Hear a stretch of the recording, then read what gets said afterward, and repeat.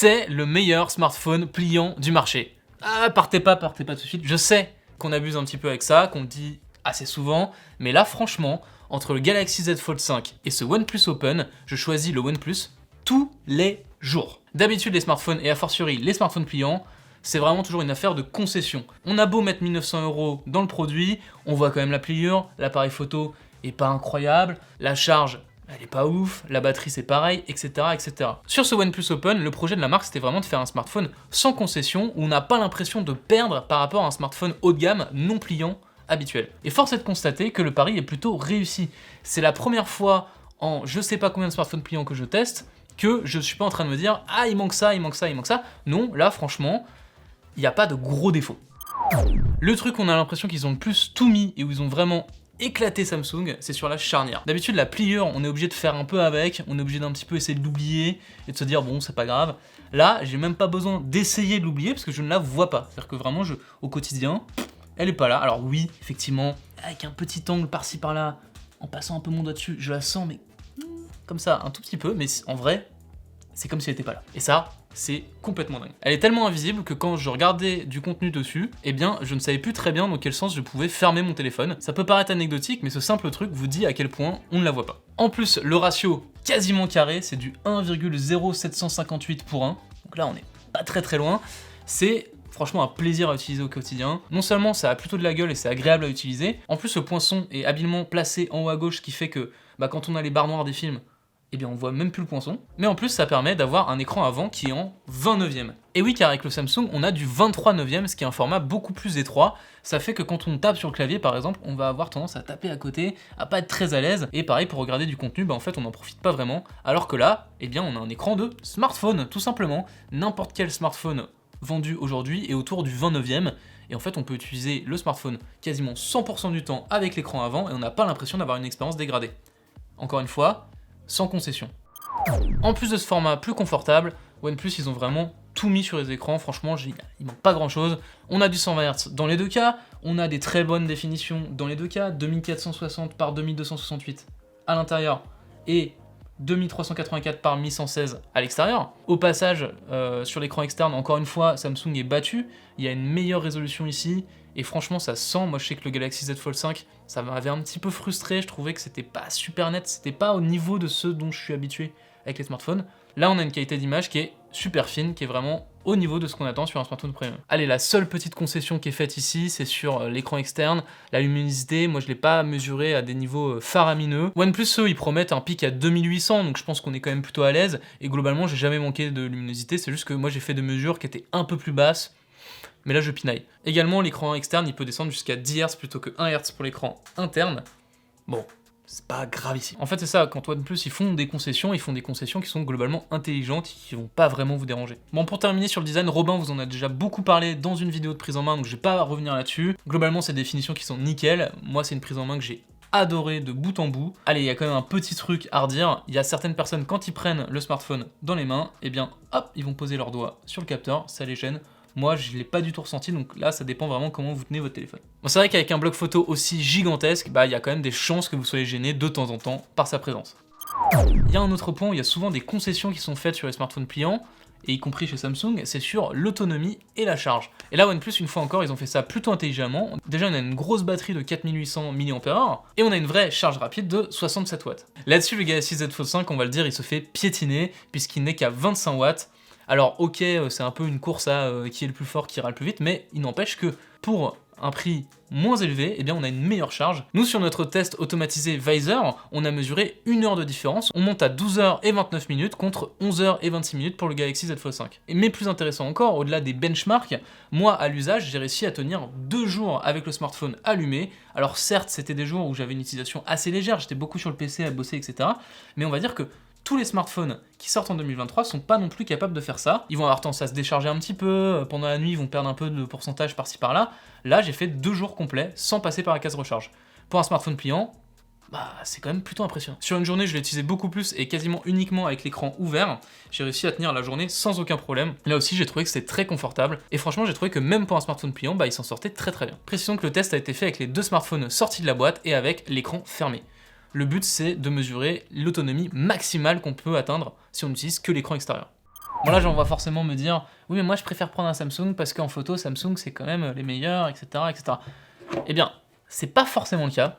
Le OnePlus Open, j'ai trouvé qu'il s'en sortait très très bien et que franchement c'était très très proche de ce que fait Samsung, voire parfois un peu meilleur. Là où ça devient intéressant, c'est que OnePlus a fait l'effort de mettre des capteurs quand même plutôt bien équipés. On a deux 48 mégapixels sur le grand angle et ultra grand angle, et un 64 mégapixels sur téléobjectif. En parlant de ce téléobjectif d'ailleurs, c'est intéressant puisque c'est un périscope. Ils sont embêtés à faire un périscope sur un x3. La raison derrière ça, c'est sûrement qu'ils voulaient mettre un gros capteur pour pouvoir faire plus de choses avec. En pratique, ça permet d'aller chercher jusqu'à du x6 en gardant une définition de 16 mégapixels. Comme vous pouvez le voir à l'écran, pour du zoom numérique, ça fait quand même des photos qui sont pas dégueu. On garde un bon piqué, on garde une belle luminosité, on garde quelque chose de franchement utilisable. C'est une approche qui est intéressante, ça permet d'avoir une marche à x3 entre le x1 et le x5 qu'on trouve par exemple chez Apple ou chez Google. Concrètement, ça permet d'avoir un mode portrait qui est plutôt énervé, ça permet d'avoir plus de polyvalence, on peut jouer entre le x3 et le x6 et avoir quelque chose qui est à peu près sortable. Et le x3 en tant que tel, il est d'ailleurs très intéressant. On a une bonne plage dynamique, un bon piqué, on a une belle luminosité, des belles couleurs. Bref, c'est un capteur qu'on apprécie. Le seul petit reproche que j'ai à lui faire, en mode nuit, je trouve qu'il y a des petits soucis de focus, j'ai eu beaucoup de clichés flous, ça doit venir peut-être de la stabilisation ou de la manière dont fonctionne le mode nuit sur ce smartphone, mais voilà, c'est pas parfait. Ou peut-être que je bouge trop quand je prends des photos, je ne sais pas. Revenons un petit peu sur le capteur principal, c'est quand même celui qu'on va probablement le plus utiliser. Et d'ailleurs, j'en ai pas encore parlé, mais on a une très belle cohérence colorimétrique entre les trois capteurs. Si on compare avec le Galaxy Z Fold 5, le mode nuit, je l'ai trouvé plus précis, avec un meilleur piqué. En revanche, il va avoir moins cet effet, on transforme la nuit en jour. Et d'ailleurs, ce côté naturel, c'est quelque chose qu'on retrouve sur la colorimétrie. Elle est au passage très très cohérente entre les trois capteurs. On n'a vraiment pas de différence de couleur d'un capteur à l'autre, ça c'est très agréable. Mais surtout, elle nous paraît plus blanche, un peu moins rosée que chez Samsung. Les couleurs sont moins pétantes. Et finalement, allez, elle est peut-être un peu plus terne, mais aussi plus naturelle. Donc là encore, il y a un choix qui a été fait par OnePlus, qui est intéressant. Il y a des gens qui vont sûrement moins aimer, qui vont avoir envie de retoucher derrière. Mais on va dire qu'on part d'une base qui est plus proche de la réalité et qui est franchement bien faite, encore une fois. Un petit mot sur l'ultra grand angle. Là aussi, on apprécie ce qu'a fait OnePlus parce que d'habitude, les ultra grand angle, on a l'impression d'avoir un capteur un petit peu secondaire avec un gros downgrade par rapport au capteur principal. Là, il n'y a pas de magie, il est un peu moins bien que le capteur principal, forcément. On a un peu moins de piqué, mais globalement, on garde une très belle qualité, on garde quelque chose de totalement utilisable. Il y a juste en mode nuit où, là, il se foire complètement. Mais bon, c'est un ultra grand angle, en mode nuit, c'est pas forcément ce qu'on lui demande. Non mais attends, on parle là, mais OnePlus, ils étaient pas partis de France? Eh bah, en fait non. En fait, ils sont toujours là, et d'ailleurs, ils nous ont quasiment annoncé qu'ils étaient encore là, en sortant un smartphone à 1850 €.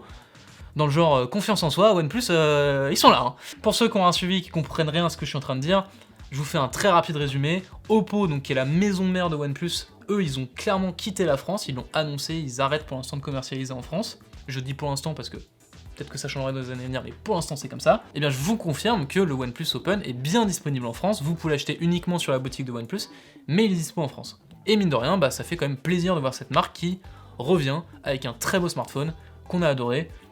Voilà, je voulais quand même le dire. Là où on voit le rapprochement entre Oppo et OnePlus d'ailleurs, c'est sur l'interface, puisque on a OxygenOS, donc qui est la fameuse interface des OnePlus, qui est de plus en plus en fait un espèce de ColorOS, l'interface des Oppo, un petit peu remixée, un petit peu revue à la sauce OnePlus, mais globalement ça reste un peu la même chose. En soi, c'est pas quelque chose qui m'a gêné, moi je suis pas un fan d'OxygenOS, et au contraire, je trouvais que c'était une interface qui était extrêmement efficace pour un premier smartphone pliant. Il y a quand même déjà beaucoup de trucs auxquels ils ont pensé, il y a une barre des tâches en bas, il y a un système de multitâche qui est exceptionnel, qui permet d'ouvrir n'importe quelle application en multitâche sans avoir besoin de demander aux développeurs de l'adapter, puisque le smartphone va ouvrir les applications en grand écran et il va laisser dépasser en fait sur les côtés et on va pouvoir aller chercher comme ça les applications sur les côtés. Ça marche super bien, c'est super intelligent, je sais pas pourquoi personne n'y a pensé avant, c'est de la balle. Et pour l'instant, ce sont les seuls à faire ça. Mon petit doigt me dit que il y a un petit Samsung qui va bientôt faire la même chose. On verra. D'ailleurs, je vous ai dit que c'était le premier smartphone pliant de OnePlus, c'est pas exactement exact, puisque c'est une coproduction Oppo et OnePlus. En réalité, c'est l'Oppo Find N3 de Oppo, donc c'est leur troisième smartphone pliant avec ce format-là, et ils l'ont rebrandé OnePlus, et c'est notamment sur l'interface et sur l'expérience utilisateur que ça se sent beaucoup. On sent qu'il y a toute l'expérience d'Oppo ces 3 années précédentes à faire des smartphones pliants, qui payent ici et qui permettent de sortir finalement le premier OnePlus pliant avec une expérience utilisateur qui est déjà très aboutie. Sur le reste de l'interface, c'est du très très classique, en fait c'est du Android fluide, sans fioritures, sans bloatware, et sans carabistouille. L'idée générale d'OxygenOS, ça a toujours été ça, c'est quelque chose de clean, qui fonctionne, avec, allez, quelques petites fonctionnalités ici ou là, mais en fait, on s'en fiche. Après, c'est vous qui vous faites votre propre expérience, qui pouvez personnaliser comme vous voulez, et ça va très bien à tout le monde. Le seul truc qui m'a beaucoup manqué par rapport au Galaxy Z Fold 5, et j'insiste sur le beaucoup, c'est les modes et routines de One UI. Là-dessus, Samsung, ils ont vraiment un temps d'avance, et j'espère que les autres constructeurs vont le faire aussi. C'est pas quelque chose qui est propre au format pliant, c'est quelque chose qu'on a sur tous les Samsung du marché actuellement, et là, sur ce smartphone pliant, si on le compare à son concurrent chez Samsung, et bah, ça manque. Là où ça m'a manqué particulièrement, c'est par exemple le soir, j'avais envie de mettre un mode pour pouvoir lire tranquille et en désactivant des apps, etc., etc.